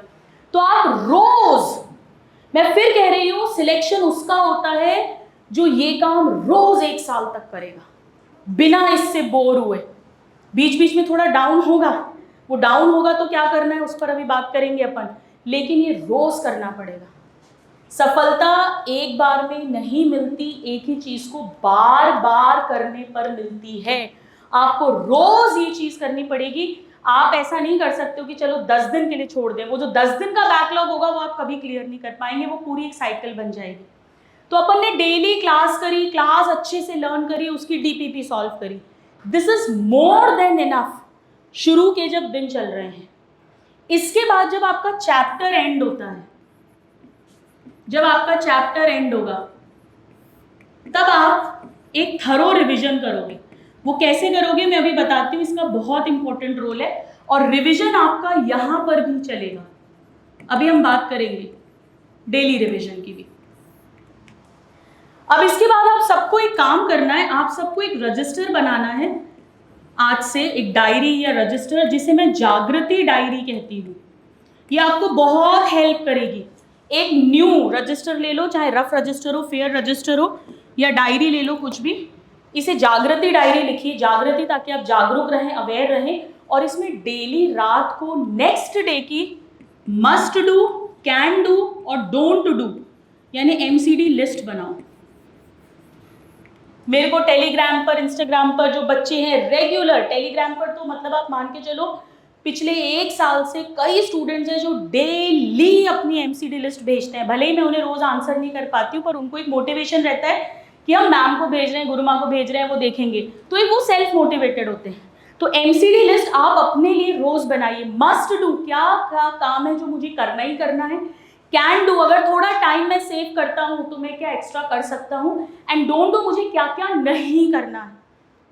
आप बोलोगे कि क्या लिखने से कि मैं ओवर थिंकिंग नहीं करूँगा, ओवर थिंकिंग नहीं होगी, ऐसा एकदम से नहीं होगा। आप जब प्लान्ड वे में पढ़ेंगे, 100% आप इसको बनाओगे तो आप 70-80 फॉलो करोगे, किसी दिन 60, किसी दिन 90, किसी दिन 80। पर अगर आपने प्लानर नहीं बनाया तो आप मान के चलो पूरा दिन वेस्ट हो जाएगा आपका, 20-30% से ज़्यादा पढ़ाई नहीं होगी। और 20-30% में आप सिलेक्ट नहीं होने वाले हैं, क्योंकि selection ratio is only hardly 3-4%। वो तो टोटल बात कर रहे हैं, प्राइवेट भी आ गया उसके अंदर, पीछे के कॉलेजेस भी आ गए, सब आ गए। और कट ऑफ के बिल्कुल नेक टू नेक हो गए तो हो सकता है कट ऑफ के नीचे भी लुढ़क जाओ। तो इसीलिए प्लानर बनाना है, डेली ये चीज़ बनानी है। इसके बाद में वेरी वेरी इंपॉर्टेंट है रेगुलर टेस्ट। ये बहुत स्टूडेंट्स हैं, ये भी शुरू में बहुत जोश से देते हैं, धीरे धीरे जब नंबर कम आने लग जाते हैं तो टेस्ट कम देने लग जाते हैं, या टेस्ट सीरियसली नहीं देते हैं, या टेस्ट जो है उससे मन हट जाता है, ध्यान नहीं देते, या कई बच्चे थोड़े बेचारे जो इमोशनल टाइप के होते हैं वो डिप्रेशन में जाते हैं, थोड़ा सा डाउन हो जाते हैं, डीमोटिवेट हो जाते हैं टेस्ट में कम नंबर आने से। तो ये टेस्ट का बहुत इंपॉर्टेंट रोल है। रेगुलर टेस्ट अंत तक इस साल के देना है। कोई फर्क नहीं पड़ता आपका सिलेबस कंप्लीट हुआ या नहीं, अगर आप ये सब फॉलो करेंगे तो आपका सिलेबस डेफिनेटली 70-80-90% तो टेस्ट के हिसाब से चलेगा। 100 भी चल सकता है अगर आप इतने सिंसियर हैं। मैं एक प्रैक्टिकल बात कर रही हूँ। अगर नहीं भी हुआ तो टेस्ट दो, फिर आप उसमें वही क्वेश्चंस अटेम्प्ट करो जिसकी आपने पढ़ाई की है। सपोज करो 720 का पेपर है, आपने मान लो 600 नंबर के क्वेश्चंस की पढ़ाई की है फॉर एग्जाम्पल, आप वही क्वेश्चन दो और आप उसमें से अपने आप को एनालाइज करो। आपके ओवरऑल नंबर कम आएंगे, आपके घर पे रिपोर्ट जाएगी, वहाँ से डांट भी पड़ेगी, वो सब एक तरफ है। आपको ईमानदार अपने साथ रहना है, क्योंकि अल्टीमेटली जब पूरा सिलेबस होगा, नीट में सिलेक्शन होगा, तो ये सारी डांट वाट सब एक तरफ हो जाएगी। तो आप अपने आप को सेल्फ प्रिपरेशन को चेक करने के लिए टेस्ट देना है, और टेस्ट के साथ इसका एनालिसिस करना है। आपके पास जब फ्री टाइम हो तो YT पर मेरा नाम डालकर टेस्ट एनालिसिस वाला वीडियो देखना, और हर टेस्ट के बाद इसे एनालाइज करना, एक अलग से रजिस्टर बनाना टेस्ट एनालिसिस का। उस दिन की डेट डाली, टेस्ट का जो भी है, जो टॉपिक्स आए हैं, शुरू में अभी टॉपिक वाइज होगा वो लिखा, और एनालिसिस करना कितने सही हैं पर सब्जेक्ट, कितने गलत हैं, गलत हुए तो क्यों हुए, तुक्का मारा था, कन्फ्यूजन था, ओवर कॉन्फिडेंट थे, कन्फ्यूजन था तो उसको हैंड टू हैंड रिवाइज करो। बेटा टेस्ट का ये मतलब होता है कि वो जो क्वेश्चंस आए हैं 180 वो टिप्स पर हो जाने चाहिए टेस्ट के बाद, वो टॉपिक टिप्स पर हो जाना चाहिए, नॉट जस्ट दोस क्वेश्चंस। वो टॉपिक अब हमारा दोबारा या तो गलत होगा ही नहीं, या होगा तो उसका परसेंटेज धीरे धीरे कम होता जाएगा। ये मतलब होता है टेस्ट देने का। कायदे से अगर आप 2 to 5 टेस्ट दे रहे हैं, आप घर आए, थोड़ा थक हार के सो गए, 8 बजे 9 बजे बैठो टेस्ट एनालिसिस करने, 10, 11, 12 बजेगा, आपको 2 से 3 घंटे लगेंगे, क्योंकि आप उन पूरे 180 क्वेश्चंस को पक्का करोगे। तो मतलब है, तो आपका देखना कैसे टेस्ट देने से इंप्रूवमेंट होगा, और ये जो करेगा ना उसी का सिलेक्शन होगा। बाकी आप सब ड्रॉपर बैच में जाओगे। मैं बार बार बोल रही हूँ, थोड़ा कड़वा बोल रही हूँ, शायद लग जाए, और कंपटीशन और बढ़ेगा। सबसे ज़्यादा चांस होता है फ्रेशर सिलेक्ट होने का, प्रेशर सबसे कम होता है। आप फ्रेशर होते हैं, ड्रॉपर्स को बहुत प्रेशर होता है, हर साल के साथ प्रेशर बढ़ता है, हर साल के साथ फ्रेशर्स का लॉट भी आता है। तो जितना जितना आप अगर 12th के साथ सिलेक्ट होते हैं, ये सबसे ईजी गेम होता है। बस 1 साल की मेहनत और पूरी ज़िंदगी के मज़े हैं ये। बाकी आप हंसते रहोगे, मुस्कुराते रहोगे, दूसरों का मजाक बनाते रहोगे, टीचर्स का बनाते रहोगे, उससे कुछ भी नहीं होने वाला। वो तो सब सेटल्ड है अपनी लाइफ में, आप बर्बाद हो जाओगे। लेकिन चलो, अब इसके बाद में वेरी इंपॉर्टेंट, एक आपको मिस्टेक रजिस्टर बनाना है। जी हाँ, 3 कॉपीज़ बनवा दी अभी तक मैंने आपको एक्स्ट्रा, एक जागृति डायरी, एक टेस्ट एनालिसिस और एक मिस्टेक रजिस्टर। टेस्ट जब दोगे एक काम और करना, एक फोल्डर और लेकर आना। कोटा में बहुत इजीली मिल जाता है, एक अच्छा सा फोल्डर लेकर आना, और उसमें ना टेस्ट सिस्टमैटिकली पेपर्स अरेंज करना, और टेस्ट के जो अच्छे क्वेश्चंस होते हैं, जो अपने को लगता है बहुत अच्छे हैं, ये मैं बाद में भी देखना चाहूँगी, उन्हें बड़ा सा सर्कल कर लेना बहुत अच्छे से। मैं लिखने को नहीं बोलूँगी, उसमें टाइम वेस्ट होगा, इतने क्वेश्चन लिखोगे तो उन्हें सर्कल करना। इसका पर्पस ये होगा कि हर महीने के एंड में, उस मंथ में 1-2 जो भी टेस्ट हुआ है, या 2 महीने में एक बार कर सकते हो, वो क्वेश्चंस को दोबारा रिविजिट करेंगे। सारे क्वेश्चंस नहीं देखने, बहुत अच्छे क्वेश्चंस टेस्ट के आते हैं जो मिस हो जाते हैं, क्योंकि पेपर इधर उधर पड़े हुए हैं। अब क्या निकालोगे, कौन सा क्वेश्चन अच्छा है, कौन सा बुरा है, पूरा पूरा लेके बैठोगे तो सारी बर्बादी होगी समय की। तो एवरी 2 मंथ्स आपको अपने टेस्ट को एनालिसिस करना, हर टेस्ट को एनालिसिस करना है, और एवरी 2 मंथ्स आपको जो सर्कल वाले क्वेश्चंस हैं उनको रिविजिट करना है कि अब मुझे याद आ रहा है, अब मैं सही कर रहा हूँ या नहीं कर रहा हूँ, एक बार प्रैक्टिस करनी है। तो एक ये डायरी बनवाई है मैंने आपको, एक ये रजिस्टर बनवाया है। तीसरा होगा मिस्टेक रजिस्टर। किसी भी टॉपर का इंटरव्यू उठाकर सुन लेना, मिस्टेक रजिस्टर की बात जरूर करेगा, और ये सही बात है, टॉपर्स ये बनाते हैं क्योंकि वो अपनी गलतियां देखते हैं, वो चेहरा साफ करते हैं। जिंदगी में वही आगे जाता है जो अपनी कमी देखता है और चेहरा साफ करता है। आईने साफ करने वाले कहीं और बस सफाई करते रहते हैं, जीवन नहीं बनता है। मिस्टेक रजिस्टर बनाओ, इसमें लिखो क्या क्या गलती थी, कौन सा टॉपिक गलत हुआ था, क्या गलत हुआ था। Very very very important. हर टेस्ट के बाद जो जो गलत हुआ है, कुछ कुछ ऐसी चीज़ें होती हैं बिल्कुल याद नहीं रहती हैं, हमेशा गड़बड़ कर देते हैं, उसको लिखो। हर टेस्ट के बाद एनालिसिस इस रजिस्टर में, और उसके बाद मिस्टेक रजिस्टर के अंदर आपके जो गलतियां की हैं उसे लिखो, आपकी लैंग्वेज में लिखो। इस क्वेश्चन में ओवर कॉन्फिडेंट हो गई थी, यहाँ पर देखो मुझे याद नहीं आया था। लिखिए। जब आप किसी चीज़ को लिखते हैं, कई बार ऐसा होता है कुछ लिखा अपन भूल भी जाते हैं, फिर कभी वो डायरी हाथ आती है, अरे यार देखो इस समय अपन ने लिखा था, अपन फिर मोटिवेट होते हैं। ये हर महीने देखोगे आप अपना मिस्टेक रजिस्टर। मैं अपनी प्रिपरेशन की बात करूं, मैंने मिस्टेक डायरी बनाई थी। हर 15 दिन में मैं अपनी मिस्टेक की डायरी देखती थी और उन चीज़ों को दोबारा रिवाइज करती थी। इसके बाद में ये सब कुछ आपको लास्ट तक करना है, ये सब आपको लास्ट तक करना है। कंसिस्टेंट होना बहुत ज़रूरी है। एक और आप चाहो तो अपने रजिस्टर में ही पीछे के 2 पेजेस रख सकते हो। मुझे ये बहुत ज़्यादा हेल्प करता है, मेरे कई स्टूडेंट्स को हेल्प करा है। मैं एक डायरी बनवाती हूँ या रजिस्टर बनवाती हूँ जिसके अंदर आप hand to hand important dates, bio की बात कर रही हूँ क्योंकि मैं, important dates, important data, scientist के नाम, ये आप हैंड टू हैंड लिखेंगे। बहुत सारे स्टूडेंट्स ऐसा सोचते हैं, लड़के तो काफ़ी सोचते ही नहीं है, लड़कियां ऐसा सोचती हैं कि जब पूरा चैप्टर खत्म होगा तो सुंदर सुंदर एक साथ लिखेंगे। तो सुंदर सुंदर लिखने की कोई ज़रूरत नहीं है, कोई अवार्ड नहीं मिलने वाला अपने को, बल्कि कोटा में तो चोरी हो जाएगी कॉपी ज़्यादा सुंदर लिखोगे तो जैसे आज सपोज करो जब आप मॉलिक्यूलर बेसिस पढ़ोगे, बहुत सारी डेट्स आती हैं, बहुत सारे साइंटिस्ट के नाम आते हैं। आज सपोज करो आपने बायोकेमिकल कैरेक्टराइजेशन पढ़ा, 3 साइंटिस्ट के नाम आए, 3 डेट्स आई, हैंड टू हैंड उसमें लिख दी। ये इसलिए हेल्प करता है, कभी भी ट्रैवल कर रहे हो, किसी दिन पढ़ने का मन नहीं है, थोड़ा सा 10 मिनट का टाइम है, खाना खा रहे हो, उस समय घुमा के देख लिया फटाफट। डेट्स, डेटा, साइंटिस्ट के नेम में बहुत गलती होती है, रटने में मुश्किल होती है। अलग से लिखोगे, बार बार रिवाइज होगा, वरना वो नोट्स में कहाँ खो जाएगा, आपको याद भी नहीं होगा। तो ये मेरे कहने पर आप इसको ज़रूर बनाइएगा, वेरी इंपॉर्टेंट। और इसके बाद अगर आप बोलोगे मैम 3 चीज़ें बता दो, कोई 3 चीज़ें जिससे सिलेक्शन हो जाएगा, तो पहला तो है अंडरस्टैंड करने के बाद रिवीजन करना। जितना रिवाइज करोगे उतना याद होगा। दूसरा मैं आपको बोलूंगी कंसिस्टेंट, यही काम लगातार पूरे साल अंत तक करना। और तीसरा मैं आपको बोलूंगी 11 का शगुन होता है, वो है सबसे ज़रूरी, आखिरी 1 महीने की तैयारी करना अभी से।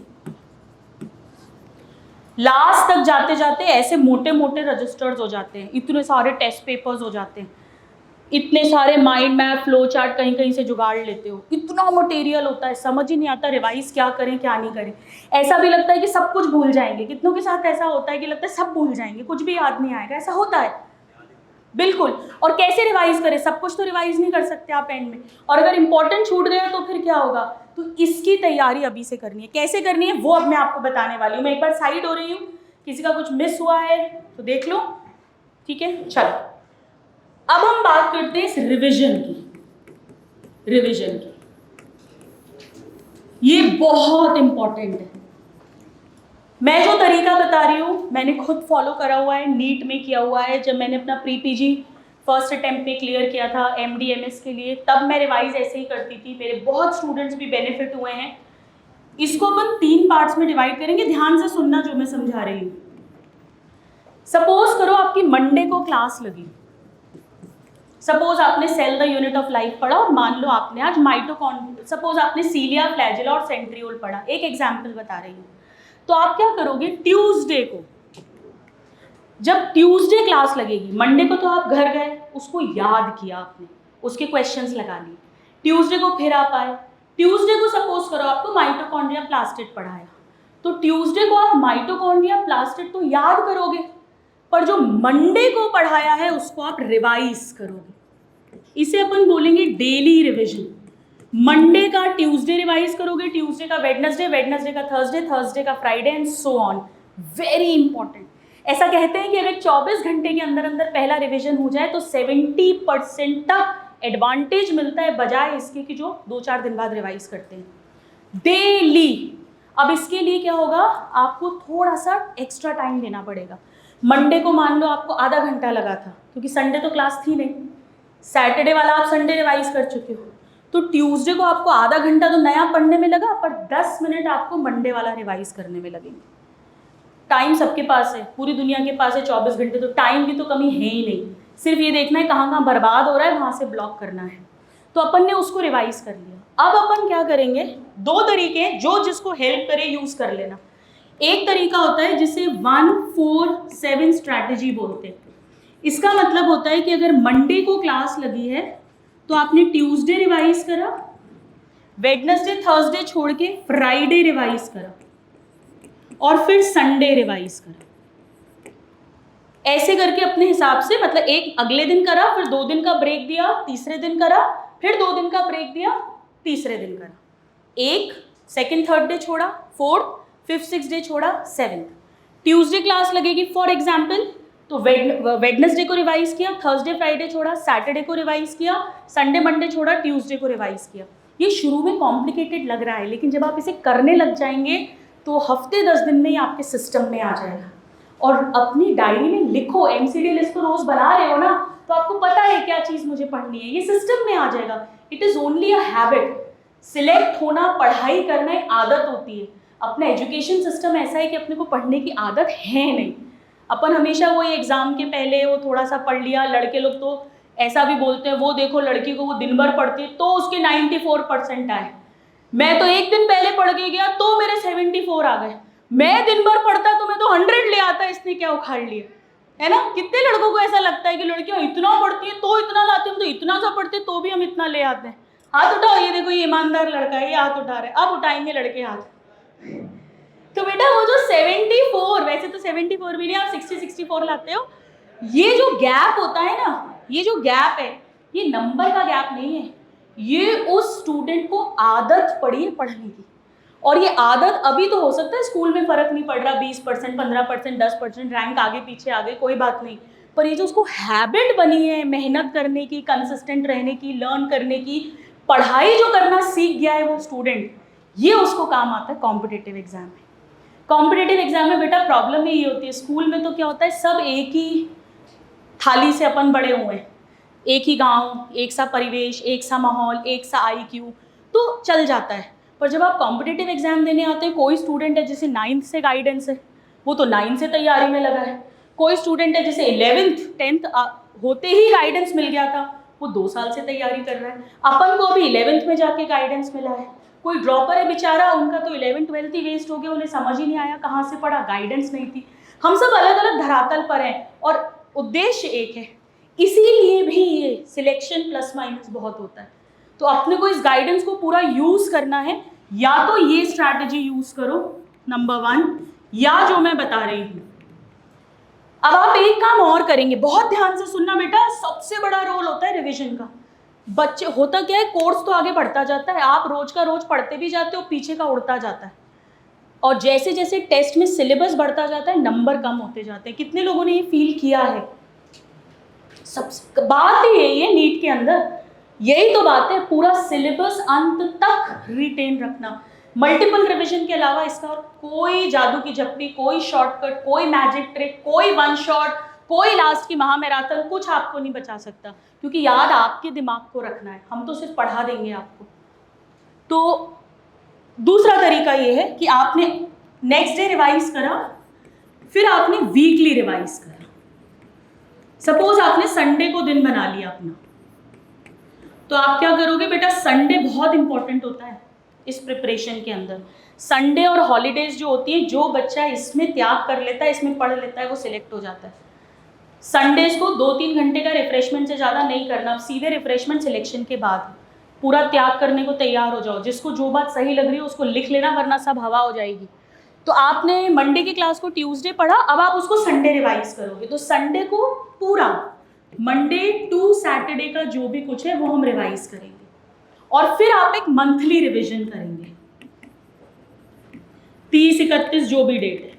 मंथली रिवीजन तो इसमें भी होगा, प्लस मंथली, मंथ के एंड में पूरे महीने का रिवीजन तो यहां पर भी होगा। अब कितने लोगों को ये लगता है कि हम क्या रिवाइज करें? हमें तो ऐसा लगता है हम सब कुछ भूल रहे हैं तो हम पूरा रिवाइज करते हैं। कितनों के साथ ऐसा होता है कि मुझे तो लगता है मुझे कुछ भी याद नहीं आएगा तो मैं पूरा रिवाइज करती हूँ। ये गलती करते हैं अपन, इसीलिए अपन रिवीजन से बोर भी हो जाते हैं, इसीलिए रिवीजन छूट भी जाता है, इसीलिए कॉन्फिडेंस भी नहीं आता, नंबर भी नहीं बढ़ते हैं। ध्यान से सुनिए, सपोज आपने मंडे को याद करा, बहुत अच्छे से याद करना है। जिस समय पढ़ने बैठ रहे हो उस समय कोई दूसरा वीडियो नहीं देखना, कोई फ्रेंड का फिजिक्स केमिस्ट्री में कोई पूछ रहा है बात नहीं करनी, सिर्फ अपनी पढ़ाई करनी है। फुल कॉन्सेंट्रेशन से जोर जोर से बोल के अच्छे से याद करा, आपने उसको ट्यूसडे को रिवाइज करा। अब होगा क्या, जब आप उसे फॉर एग्जाम्पल फ्राइडे लेके बैठोगे तो 70%, 60-70% आपको याद आएगा। कितने लोगों के साथ ऐसा होता है कि अगर ट्यूसडे को रिवाइज करा है, एक बार मंडे याद करा है, तो जब मैं फ्राइडे बैठूंगा तो मुझे 60-70% तो याद आ जाएगा। कितनों के साथ होगा? आ जाएगा, है ना। आपको ल्यूकोप्लास्ट क्या है, अमाइलोप्लास्ट क्या है, ल्यूरोप्लास्ट क्या है, मोटा मोटा याद आ जाएगा। अब आपको उसमें से 20-30% याद नहीं आएगा। क्लोरोप्लास्ट का साइज याद नहीं आ रहा फॉर एग्जाम्पल, है ना। आउटर इनर मेम्ब्रेन में से कौन सी मोर परमिएबल है, मान लो एकदम से ये पक्का याद नहीं हुआ है फॉर एग्जाम्पल। अल्यूरो अमाइलो में थोड़ा सा कंफ्यूजन है फॉर एग्जाम्पल। तो वो जो 20-30% है जो आप भूल रहे हैं, उसको आप स्टार मार्क लगा लेंगे अपने नोट्स के अंदर। फ्राइडे के दिन जब आप रिवाइज करेंगे, ट्यूसडे को आपने पूरा टॉपिक रिवाइज करा, पूरा कंप्लीट रिवाइज करा, फ्राइडे को आपने फिर से कंप्लीट रिवाइज करा, और जो 20-30% आप भूल रहे हैं उस पे स्टार मार्क लगा लिया। और अब जब आप फाइनली संडे रिवाइज करोगे तो आप ओनली स्टार मार्क को रिवाइज करेंगे, ओनली। आपको भले ही लगेगा कि मैं बाकी तो भूल गया हूँगा, आप नहीं भूलोगे। जो चीज़ मंडे को याद की थी, ट्यूसडे को रिवाइज की थी, फ्राइडे को भी रिवाइज की थी, फ्राइडे तक याद आई थी, बेटा वो आप नहीं भूलोगे। क्योंकि वैसे भी टेस्ट वेस्ट में भी तो पढ़ेंगे ना, एक आध बार तो यूँ भी रिवाइज हो जाएगी, वो आप नहीं भूलोगे। वो आप मान के चलो, वो आपको लग रहा है। वो तो हर टीचर को भी आज तक क्लास लेते आते में भी लगता है कि हम भूल नहीं जाएं, गलत नहीं पढ़ा दें, वो ह्यूमन टेंडेंसी है। नहीं भूलोगे, आप लिख के रख लो, आप इसको फॉलो करना, आपके मार्क्स इंक्रीज हो जाएंगे। तो आपने सिर्फ स्टार मार्क वाला रिवाइज करा। सपोज करो आपने 30% स्टार मार्क लगाया था, 10 पॉइंट्स थे, 3 पॉइंट्स पे स्टार मार्क था, आपने उन 3 पॉइंट्स को फिर से रिवाइज किया, एक याद आ गया, 2 में अभी भी कंफ्यूजन हुआ या लग रहा है भूल रही हूँ या याद नहीं हो रहा, उसको आप करोगे डबल स्टार मार्क संडे के दिन।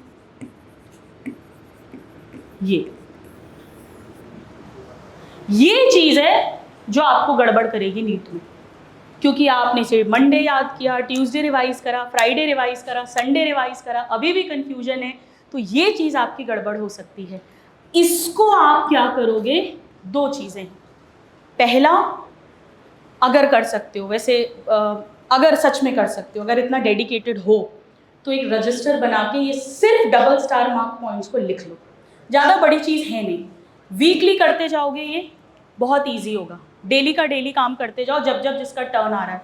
नहीं भी करना है अगर, तो कम से कम अपने नोट्स के अंदर इन्हें बहुत अच्छे से डबल स्टार करना, क्योंकि फ्यूचर में जब भी आपका टेस्ट होगा तो फटाफट एनसीईआरटी रिवाइज की और ये डबल स्टार रिवाइज करें।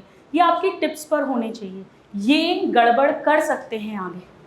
हालांकि एक रिवीजन हम इसका यहाँ भी कर लेंगे जब हम मंथ के एंड में करेंगे, यानी एक टॉपिक को आपने 1 महीने के अंदर 1 दिन याद करा और 4 बार रिवाइज करा। आप इसे फॉलो करिएगा। ये शायद आपको सुनने में कॉम्प्लिकेटेड लगे, बट आप इसे फॉलो करेंगे, 1 हफ्ते 2 हफ्ते के अंदर आपकी टिप्स पर आ जाएगा। और इससे बेनिफिट ये होगा कि आपको पता है मैं रेगुलर एक प्लान्ड वे में रिविजन्स कर रहा हूँ या कर रही हूँ, तो आपका कॉन्फिडेंस लेवल हाई रहेगा, प्लस आपकी मार्क्स बढ़ेंगे टेस्ट में तो आपका कॉन्फिडेंस अप होगा। एंड बिलीव मी 2 या 3% मुश्किल से लोग होते हैं, ये भी मैं ज़्यादा नंबर बोल रही हूँ, जो रेगुलर रिवाइज करते हैं। लोग बच्चे क्या करते हैं, क्लास आगे बढ़ती जाती है, रेगुलर भी जो होते हैं, इरेगुलर को तो छोड़ ही दो, जो रेगुलर भी हैं रोज क्लास होती जाती है, पढ़ते जाते हैं, क्लास होती जाती है, पढ़ते जाते हैं, पीछे का भूलते जाते हैं, नंबर कम होते जाते हैं, कॉन्फिडेंस डाउन होता है, टेस्ट देना कम कर देते हैं, पूरी एक साइकिल बन जाती है। तो इसको ज़रूर आप एक फॉलो करिएगा। यानी अगर फाइनली आप मेरे से पूछेंगे कि फाइनली और किन चीज़ का ध्यान रखना है, बस आपको 2-3 गोल्डन टिप्स दूंगी। पहला, बायो में एनसीईआरटी को अवॉइड मत करना, एनसीईआरटी को अवॉइड मत करना। Weekly, daily, weekly, monthly NCERT, आप नोट्स, जैसे हम भी पढ़ाते हैं, मैं भी पढ़ाती हूँ, नोट्स में एनसीईआरटी ही लिखवाते हैं, पर फिर भी एनसीईआरटी की बुक भी पढ़नी है। कई बार एनसीईआरटी की बुक कहीं बोरिंग लगती है, डिफिकल्ट लगती है, उसे नहीं छोड़ना है, उसे करना ही करना है। इनफैक्ट इनऑर्गेनिक केमिस्ट्री में भी, इवन फिजिक्स में भी एनसीईआरटी से क्वेश्चंस उठकर आते हैं। दूसरा, बैलेंस ऑफ सब्जेक्ट्स, ये बहुत बड़ी गलती होती है, ये बायो से हटकर बातें हैं, इसीलिए मैं अलग से बता रही हूँ यहाँ पर। कई बार कोई सब्जेक्ट इजी लगता है, जूलॉजी में मज़े आते हैं तो जूलॉजी पढ़ रहे हैं, बायो में अच्छे नंबर आ रहे हैं, बायो पढ़ रहे हैं, एक सब्जेक्ट बहुत वीक हो जाता है। या फिजिक्स में किसी की कैलकुलेशंस अच्छी है, फिजिक्स में मज़े आ रहे हैं, फिजिक्स करे जा रहे हैं, याद नहीं होता, बायो कम कर दिया। सिलेक्शन कभी भी एक सब्जेक्ट 2 सब्जेक्ट से नहीं होगा, सिलेक्शन फिजिक्स, बायो, केमिस्ट्री तीनों के बैलेंस से होगा, कट ऑफ के ऊपर लाने से होगा। तो जैसे किसी की कीमोथेरेपी है, पेन होगा, सर के बाल झड़ेंगे, पर कैंसर है, कीमोथेरेपी लेनी पड़ेगी, दवाई कड़वी है, लेनी पड़ेगी, ठीक होना है। ऐसी कोई सब्जेक्ट वीक है, पढ़ना पड़ेगा, कम से कम एवरेज पे लाना पड़ेगा। फिजिक्स केमिस्ट्री है तो कम से कम टीचर्स के क्लास के क्वेश्चंस और 10 ईयर के PYQ टिप्स पर होने चाहिए। इसके बाद third, very important, multiple teachers और मल्टीपल रिसोर्सेज, इसको कट कर देना, क्योंकि इतना ज़्यादा रिसोर्सेज अवेलेबल हैं आपको हर जगह पर कि ये एक तरह का डिसएडवांटेज हो गया है। बुफे लगा होता है, अपने को लगता है फ्री का खाना है, सब कुछ खा लोगे, फूड पॉइजनिंग हो जाएगी, पेट खराब हो जाएगा, डॉक्टर के दिखाना पड़ेगा, पैसे अलग लगेंगे, तबीयत अलग खराब होगी। तो ये मल्टीपल रिसोर्सेज बुफे इसलिए होता है, जिसको स्वीट पसंद है भैया स्वीट खा लो, चाट पसंद है चाट खा लो, सब कुछ हफ्सियों की तरह मत खा जाओ आप बिना सोचे समझे। तो आप एक टीचर को एक सब्जेक्ट में फॉलो करिए। आपकी तो ऑफलाइन क्लासेस हैं, कोई दिक्कत ही नहीं है, जो ऑनलाइन पढ़ते हैं उनको मैं बता रही हूँ, या आप लोग भी अगर एक सपोर्टिव के लिए ऑनलाइन कई बार बच्चे साथ में लेते हैं, तो पर सब्जेक्ट टाइम ले लो, 5-7 दिन ढूंढने में, 10 टीचर्स के वीडियोस छांटने में। सब बढ़िया है, सब शानदार पढ़ाते हैं, सारे जो हिट हैं, लेकिन जिनसे आपका कनेक्शन जुड़ रहा है, आपको थोड़े मज़े आ रहे हैं उनकी क्लास अटेंड करने में, वो एक को पिकअप कर लो और एक बार चुन लिया तो चुन लिया। मेरे तो गिरधर गोपाल, दूसरों ना कोई लगाना पड़ेगा। तो आप एक रिसोर्स यूज करिए, वो टीचर पर भी एप्लीकेबल होता है, वो बुक पर भी एप्लीकेबल होता है, नोट्स पर भी एप्लीकेबल होता है, टेस्ट सीरीज पर भी एप्लीकेबल होता है, वो सारी बातों पे एप्लीकेबल होता है। ऐसा कभी मत सोचना कि कोई बच्चा आ गया, स्टूडेंट आ गया, बोला ये बुक कर ले, ये नोट्स कर ले, इनके शॉर्ट नोट्स कर ले, यहाँ से हो जाएगा, इसमें बहुत बढ़िया। बेटा सब एक ही चीज़ पढ़ा रहे हैं, थोड़ा सा ट्विस्ट करके ऊपर नीचे क्वेश्चन कर रहे हैं। कुल मिलाकर बायो में 2 NCERT सब थरो करा रहे हैं, कहीं से कोई जादू अलग से कुछ भी नहीं मिलने वाला। आप सिर्फ अपनी पढ़ाई करो, 1 साल पढ़ाई करो। एक बात याद रख लो, marks is directly proportional to your त्याग। जितना त्याग करोगे, जो सिलेक्ट हो रहा है उसने ये सब किया है, लगातार किया।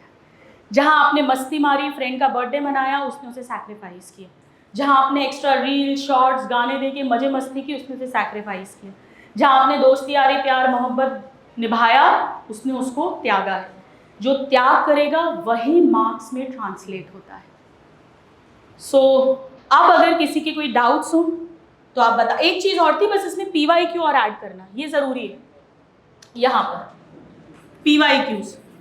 PYQs केवल आप 2008 के बाद के करेंगे, ये याद रखना। 30-30 साल के PYQs की कोई ज़रूरत नहीं है। वेरी इंपॉर्टेंट, नीट में एज इट इज़ भी PYQ रिपीट होता है, बायो में अगर मैं बात करूँ, और वरना उस टॉपिक से कॉन्सेप्ट पर तो बहुत रिपीट होते हैं। तो चैप्टर के एंड में PYQs भी ज़रूर करने, सब जगह मिलते हैं, आपको भी दे दिए जाएंगे। हाँ जी, कंसिस्टेंसी मेंटेन कैसे करेंगे? कंसिस्टेंसी मेंटेन कैसे करें, इसने सही बोला क्योंकि सारा लेक्चर तो कंसिस्टेंसी पे चल रहा है। देखिए, कंसिस्टेंसी मेंटेनिंग की 2-3 बातें होती हैं। ये तो सबसे ज़रूरी क्वेश्चन इसने पूछा है, क्योंकि जो कंसिस्टेंसी मेंटेन नहीं करेगा वो सिलेक्ट नहीं होगा। इसकी जड़ जो है वो पहली जड़ है कि आप आज जाकर घर पर लिखिएगा कि आप क्यों डॉक्टर बनना चाहते हो, क्यों ये जर्नी स्टार्ट कर रहे हो।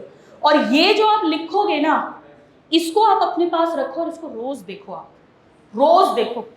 वो जो मैं कह रही थी ना आज के सेशन में कि जब आप गड़बड़ाओगे, गिरोगे, क्योंकि हर स्टूडेंट की प्रिपरेशन में ऐसा टाइम आता है जब वो लड़खड़ाता है, डाउन भी जाता है, डिप्रेस भी होता है, एंशियस भी होता है। इट इज़ नॉट ईजी इतनी छोटी उम्र में इतना प्रेशर लेना, तो ये सब कुछ होगा। तो ये वाई जो है ये आपको मोटिवेट करेगा। अब वो हो सकता है किसी को पेरेंट्स का सपना सच करना हो, किसी को अपनी फैमिली का फाइनेंशियल स्तर उठाना हो, किसी को रिस्पेक्ट चाहिए हो, किसी को अच्छा जीवन साथी, किसी को फॉरेन में हॉलीडेज, किसी को स्टेटस्कोप, किसी को रिश्तेदारों को जवाब देना हो, किसी को कोई ताना पुराना, ये नहीं कर सकता, ये क्या करेगा, इसको क्यों भेज रहे हो, इस पर क्यों पैसा बर्बाद कर रहे हो, वो बदला लेना हो, वो कुछ भी हो सकता है। उस वाई को लिखना पहला, और इसे रोज देखना।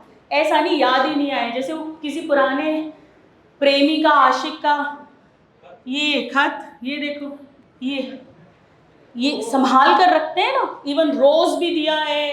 पहले स्कूल टाइम पे वो विद्या दे देते थे, उसको संभाल कर रखते थे ना, बेटा इसको रोज देखो, इसको प्रेमी मानो अपना, ये पहुंचाएगा मंजिल तक, फिर आपको वहां पर अपना असली प्रेमी भी मिल जाएंगे। दूसरा अगर आप मुझसे पूछेंगे, पहले तो why you have started. Motivational video देखने से तो कुछ भी नहीं होता, वो तो हीलियम के गुब्बारे हैं, हवा में थोड़ी देर जाएगा, 2-3 घंटे मोटिवेट हो गए, फिर टाइम फिस। आपके अंदर ऊर्जा होनी चाहिए, और अपने अंदर ऊर्जा आती है अपने इष्ट से जुड़ने पर। नाम जब शुरू करिए सब लोग, आप किसी भी धर्म के हो, अगर आप हिंदुइज्म फॉलो करते हैं, कोई पर्टिकुलर जैसे राम राम राम राम, राधा राधा राधा राधा, या अगर आप नहीं भी करते हो तो आप ओम ओम, कोई दूसरे धर्म के हो, ओम यूनिवर्सल साउंड है, बिग बैंग थ्योरी सबसे पहले साउंड एनर्जी थी, ओम का जाप कर सकते हो, जोर जोर से नहीं बोल सकते हो, ऐसे करना है लिपसिंग करके। इसको आप 10-10 मिनट सुबह शाम करिए। ये आपको कोई बताएगा नहीं, क्योंकि ऐसा लगता है कि इसका पढ़ाई से क्या लेना देना है, बट इतना स्ट्रेसफुल कंपटीशन है ये कि अगर आपको कंसिस्टेंसी मेंटेन करनी है तो आपको अपने इनर वर्ल्ड को बहुत स्ट्रांग रखना पड़ेगा, और वो आपको infinite source of energy, nature, ईश्वर, इष्ट जो बोलो उनसे जुड़े बिना नहीं मिलेगा। और तीसरा, यूट्यूब पर मेरे नाम से सर्च कर लेना, एक 4x4 टेक्निक होती है, इसको आप 5-5 मिनट करिए जब भी आपको टाइम मिलता है। इससे आपका कॉन्सेंट्रेशन इंप्रूव होगा, आपकी नींद बैलेंस में आएगी, आपका कॉन्फिडेंस अप होगा, आपके विचार कम होंगे, ओवर थिंकिंग कम होगी, प्रोक्रेस्टिनेशन कम होगा, ये सब होगा। चलिए, और किसी को कुछ पूछना है? एक ने और हैंड रेज किया था यहाँ पर, इनको माइक दे देना। बस ये लास्ट क्वेश्चन लेते हैं अपन जी। मैम 12th के साथ है, 11th की तैयारी के 12th के साथ 11th, हाँ, क्योंकि मोस्टली सबका 11th बर्बाद था। बैठिए, अगर 11th वेस्ट हुआ है, पहला तरीका, 12th आपको कंप्लीट करनी है एनी हाउ बाय नवंबर से ज़्यादा टाइम आप नहीं देंगे 12th को, और इसे आप थरली कंप्लीट करेंगे, आपका सिलेबस भी हो जाएगा बैचेस में। इतना अच्छे से कंप्लीट करोगे साइमल्टेनियस रिवीजन के साथ कि ये सीधे आप अब बोर्ड्स के लिए उठाएंगे, बीच में आप नहीं उठाएंगे इसको। और 11th को आप पूरा दिसंबर, पूरा जनवरी और मिड फरवरी यहाँ पर लेंगे, और बोर्ड्स ख़त्म होने के बाद में, यानी आपका ऑलमोस्ट मिड मार्च और अप्रैल, कम से कम 15 अप्रैल मान लेते हैं अपन, इतना मोर देन इनफ होगा। 12th इतना अच्छे से कर लेना, सितंबर ऑनवर्ड्स, ये चाहो तो आप लिख लो, सितंबर ऑनवर्ड्स जो बोर्ड्स वाले बच्चे हैं 12th के लिए ऑल्टरनेट डे एक लॉन्ग क्वेश्चन प्रैक्टिस करना शुरू कर देना, तो अपनी नवंबर दिसंबर तक बोर्ड्स के लॉन्ग क्वेश्चन की भी प्रैक्टिस हो जानी चाहिए, तभी आप सिलेक्ट हो सकते हैं, क्योंकि 50% पेपर 12th और 50% 11th से आता है। और 12th के साथ सिलेक्ट ना होने का, ड्रॉपर में कन्वर्ट होने का, ये बहुत बड़ा रीज़न होता है कि 11th नहीं पढ़ी होती। तो ये एक तरीका है। इसके साथ आप एक चीज़ और ऐड कर सकते हो, अभी शुरू में आपका 12th की जो क्लासेस हैं वो स्लो चलेंगी हर बैच में, ऑफलाइन ऑनलाइन कहीं भी हो, तो आप इसके साथ साथ भी 11th थोड़ा थोड़ा कवर कर सकते हैं। जो बेसिक से चैप्टर्स हैं, जैसे सेल पढ़ लिया, cell cycle, cell the unit of life, human physiology, ये पढ़ लो। बाकी जो बड़े बड़े morphology, anatomy, plant kingdom, biological classification, वो बाद में कर लेना। बाकी अभी फोकस 12th पे रहेगा अपना। पहले 12th को अच्छे से कंप्लीट करना है। थोड़ा थोड़ा कर सकते हो तो 11th, वो डिपेंड करेगा कौन कितनी स्टेज पर है। अदरवाइज एक तरफ करो 11th, थोड़ा संडे वनडे पढ़ लो टारगेट बना के, पर ये कर लो 12th। अक्टूबर एंड या नवंबर मिड तक 12th खत्म करो और उसके बाद 3 से 4 महीने 11th पढ़नी है। ठीक है, बोर्ड्स के लिए सितंबर ऑनवर्ड्स थोड़ा थोड़ा लॉन्ग क्वेश्चंस लिखने की एक ऑल्टरनेट डे एक प्रैक्टिस करना। चलिए, thank you so much, God bless you all, thank you.